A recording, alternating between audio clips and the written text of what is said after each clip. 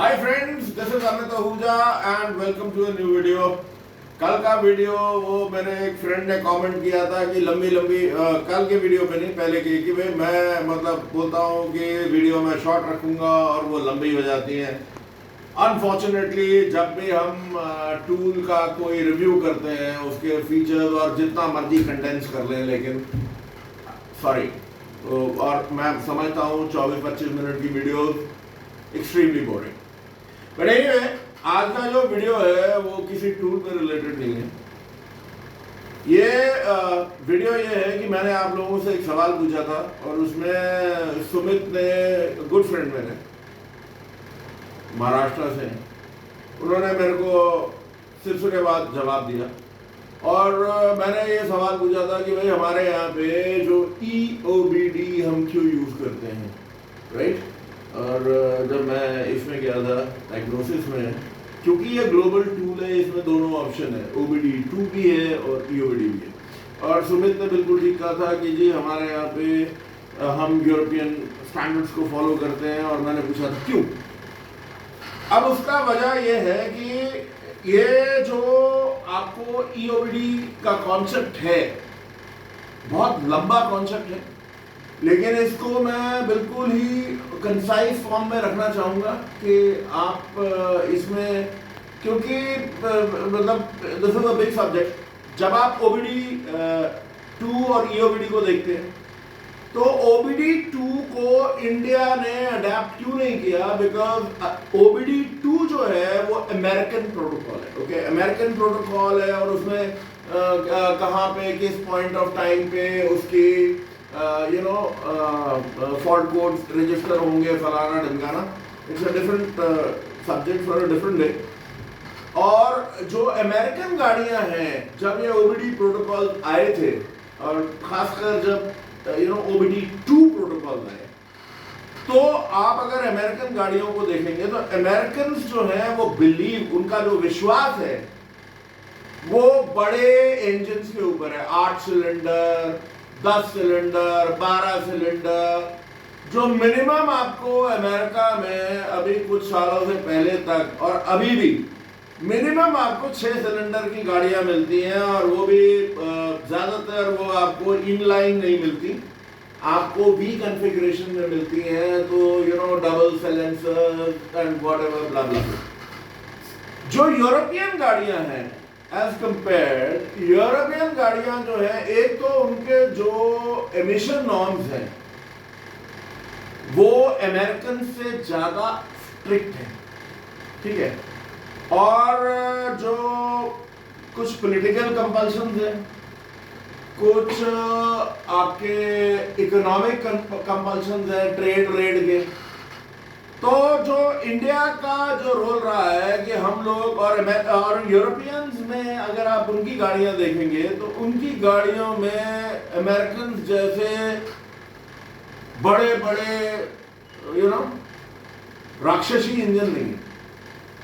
Europeans का हर बार environment की तरफ जो है रुझान, वो अमेरिकन से कहीं ज्यादा रहा है, वो आज तक है।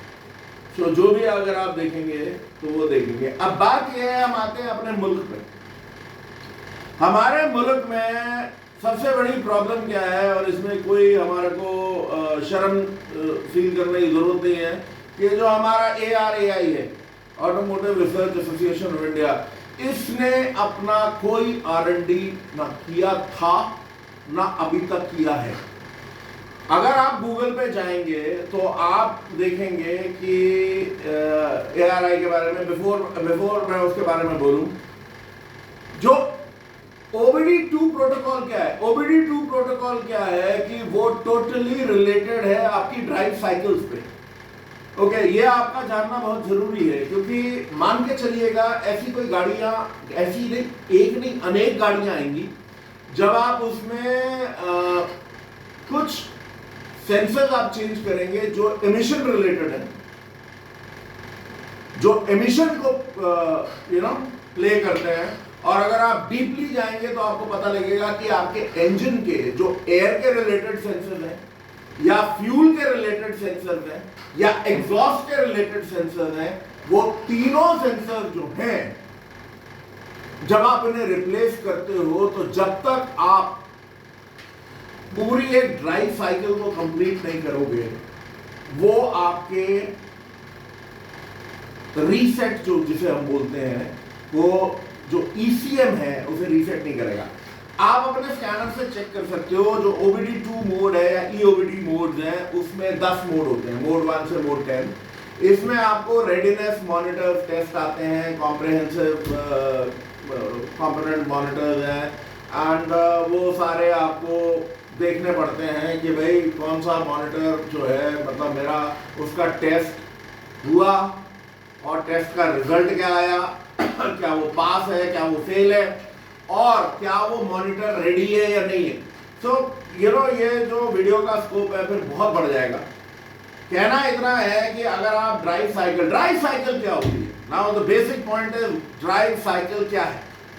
ड्राइव साइकिल का कहना यह है कि लेट अस से कि मैंने एक कार डिजाइन की, उसका जाहिर सी बात है मैंने एक बॉडी वेट लिया, उसके एरोडायनेमिक्स लिए, उसका सब कुछ जो भी है, मेरे को टायर कौन से चाहिए, मेरे को सस्पेंशन कितना चाहिए, और मेरे को ग्रेडेबिलिटी का मतलब कि वो कितना ऊंचाई तक चढ़ सकती है, कितनी ग्रेडेबिलिटी है। ये आप अगर व्हीकल अपना जो व्हीकल स्पेसिफिक डेटा देखेंगे तो ये आपको सारे उस गाड़ी में लिखे होंगे। अब मसला ये है कि ड्राइव साइकिल क्या है। ड्राइव साइकिल क्या होता है कि ये जो गाड़ी है जिसमें मैंने इस वेट को कंपैटिबल इंजन रखा है, और उस इंजन के जो एमिशन नॉर्म है कि वो कितना एमिशन दे रहा है, और वो कंपैटिबल मेरे स्टैंडर्ड्स में है कि नहीं है। तो जब मैं एक मैन्युफैक्चरर हूं और मैं इंजन्स बनाता हूं या इंजन्स में इंपोर्ट करता हूं, जैसे मारुति ने फिएट का इंजन लिया और सब कुछ हुआ, एंड टाटा ने अपने इंजन डेवलप करे, हुंडई वगैरह, बहुत लंबी स्टोरी है। तो ड्राइव साइकिल क्या है कि आपकी गाड़ी एक पर्टिकुलर स्पीड पे चली, लगातार चली, फिर आपने ब्रेक लगाया, फिर आपने फिर स्पीड पे लिया बिना इंजन को बंद करे हुए, और उसके बाद आपने उसको पहाड़ पे चढ़ाया, फिर नीचे करा, एंड एवरीथिंग। इस तरीके का आपको अगर ये ग्राफ देखना है, इस तरीके का ग्राफ, तो आप गूगल पे जाके ड्राइव साइकिल, ARAI का ड्राइव साइकिल पे चेक करो। तो हमारे जो इंस्टीट्यूट है ARAI, उसने आज तक जिंदगी में एक ड्राइव साइकिल अपलोड किया हुआ। तो बेसिकली अभी क्या है, हमारे लिए कन्वीनियंट है हमारे ARAI को कि वो यूरोपियन जो स्टैंडर्ड्स हैं, जो ड्राइव साइकिल्स हैं, वो मैन्युफैक्चरर से मंगवा ले, और उसके बाद वो बता देते हैं कि साहब ऐसा है कि हमारे को जो कार्बन फुटप्रिंट है, मतलब जो वेट है गाड़ी का आपके सरफेस पे, वो कम होना चाहिए, हमारे को एफिशिएंसी ज़्यादा चाहिए, और हमारा एफिशिएंसी का मतलब ये है कि और साथ में क्या है, एमिशन कम चाहिए, तो आपकी जो बॉडी है वो हल्की हो जाएगी। आज की डेट में NCAP के बारे में पता नहीं कितने लोग जानते हैं, नहीं जानते हैं। आप ये जानते हैं कि हमारी जो मारुति की, हुंडई की गाड़ियां जो इंडिया में हैं, वो बहुत ही बुरा हाल है उनका। रेनॉल्ट की क्विड, कुछ ऐसी गाड़ियां हैं, गूगल पे सर्च करो, वो बहुत ही उनका बुरा हाल है। क्यों? क्योंकि मैन्युफैक्चरर ने ARAI के नॉर्म्स के मुताबिक आपके जो इंजन हैं वो डाले हैं, और बॉडी वेट आपका कम कर दिया है। पुरानी 2005-7 की स्विफ्ट डिजायर ले लो और आज की डिजायर ले लो, आपको समझ आ जाएगा जो मैं कह रहा हूँ। यहाँ पे हमारे सरकार ने भले ही जो मर्जी कर ले कि आपके एयरबैग डाल दें, ABS डाल दें, बेसिकली बात यह है कि हमारी गाड़ियां जो है बहुत पुअर परफॉर्मेंस है अगर क्रैश होता है। और वो क्रैश का वजह यह है कि हम लोगों का पागलपन है कि हम लोग जो आपके एफिशिएंसी, एमिशन कम, और उस पर लगे जाते हैं। और बेसिकली क्या है कि हमारे यहाँ पे ये जनता है, ये सब मानती है। तो that is how it is. अब इसमें क्या है कि एज अ टेक्नीशियन आपको क्या पता होना चाहिए एज अ टेक्नीशियन आपको ये मालूम होना चाहिए कि जब भी आप ये जो क्रिटिकल कंपोनेंट्स हैं, रिलेटेड कंपोनेंट्स, मैंने आपको बता दिया emission related components, sensors, actuator, जब आप इन्हें चेंज करेंगे आपको ये ड्राइव साइकिल्स को कंप्लीट करना पड़ेगा। अब ये ड्राइव साइकिल्स को आपको कैसे पता लगे कि ये ड्राइव साइकिल्स क्या हैं, कैसे कंप्लीट करेंगे आप? तो इसमें थोड़ी आपको मशक्कत करनी पड़ेगी, क्योंकि आपका मैन्युफैक्चरर आपको कोई भी डेटा देने को तैयार नहीं है। आपका बिल्कुल भी वो आपको डेटा नहीं मिलेगा। आपको यूरोप के जो ड्राइव साइकिल्स है, गूगल पे जाओ और यूरोपियन ड्राइव साइकिल्स को आप देखो, आपको ग्राफ आएगा, उसको आप देखिएगा, उससे आपको पता लगेगा कि ड्राइव साइकिल्स क्या होती है। और ड्राइव साइकिल्स के साथ एक फ्रेंड्स एक और बात है, जो लोग डीलरशिप में काम करते हैं, जो टेक्नीशियन, वो अच्छी तरह समझ रहे होंगे जो मैं बात कर रहा हूं, क्योंकि जो ड्राइव साइकिल और ये जो आपके कंपोनेंट के जो मतलब ईसीएम का रीसेट है कि वो जो कंपोनेंट्स को रजिस्टर करना है, उसमें मिनिमम आपको 2 बार गाड़ी चलानी है। मींस एक बार आपको अगर उसने बोला है कि भाई 30, 40, 50 किलोमीटर चलानी है और उसके रेंजेस है कि कितनी स्पीड ऊपर नीचे, ब्रेक मारो नहीं मारो, फलाना ढिमकाना, उसके बाद आपको गाड़ी खड़ी करके करनी है स्विच ऑफ, बंद, चाबी बाहर, उसके बाद दोबारा लगानी है और फिर स्टार्ट करना है और आपको दोबारा ड्राइव साइकिल कंप्लीट करने हैं। अगर उसके बाद आपका कोई कोड नहीं आया तो इसका मतलब, और उसके बाद फिर स्कैनर जो आपको बताएगा कि आपका जो मॉनिटर जो है वो रीसेट हुए कि नहीं। तो basically like I said friends, बहुत बड़े सब्जेक्ट्स हैं, लेकिन ये है कि अगर आपके पास एक ऐसी गाड़ी आती है कि आप सब कुछ करते हैं लेकिन वो परफॉर्म नहीं कर रही है, तो क्या हम ड्राइव साइकिल्स को मिस कर रहे हैं? क्या हमने वो ड्राइव साइकिल्स को कंप्लीट नहीं किया?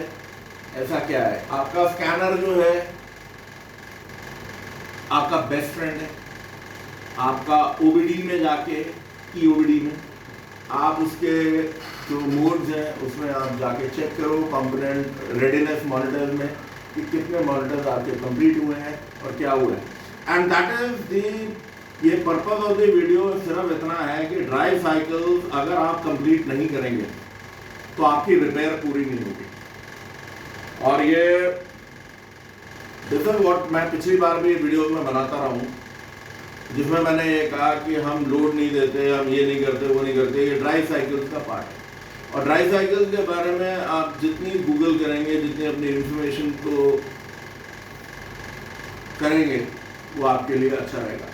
तो बेसिकली सुमित माय फ्रेंड, ईओबीडी हम इसलिए लेते हैं क्योंकि हमारे कंट्री में इंजन छोटे हैं, इंजन हम इंपोर्ट करते हैं, इंजन हम बनाते नहीं। आज तक ऐसा कोई इंजन नहीं है जो हमने अपनी तरफ से जो आपके लेटेस्ट एमिशन स्टैंडर्ड्स हैं वो बनाया हो। और उसका सिंपल सा वजह ये है, अगर आप देखेंगे जब से हमारे यहाँ पे BS6 आया तो मार्केट में क्या हुआ? मार्केट में जितने भी पुराने इंजन थे वो गायब हो गए। अब सब नए इंजन आ रहे हैं। अगर वो इंजन इतने ही कारगर थे एमिशन नॉर्म्स के, तो वो इंजन बरकरार रहते हैं, क्योंकि वो नए वाले एमिशन नॉर्म्स में उन ड्राइव साइकिल्स को पास नहीं करेंगे। सो आई होप ये छोटी सी वीडियो आपको हेल्प करेगी और थोड़ा आपको जितना इसके बारे में, अपने गाड़ी इंजन के बारे में आपको ज्ञान होगा, वो आपको आपके लिए बेटर रहेगा। क्योंकि बहुत बड़े बड़े सब्जेक्ट्स हैं, क्योंकि एक गाड़ी में सिर्फ इंजन ही नहीं होता है, इसके जो डायनामिक्स हैं वगैरह वगैरह सारे इन्वॉल्व होते हैं।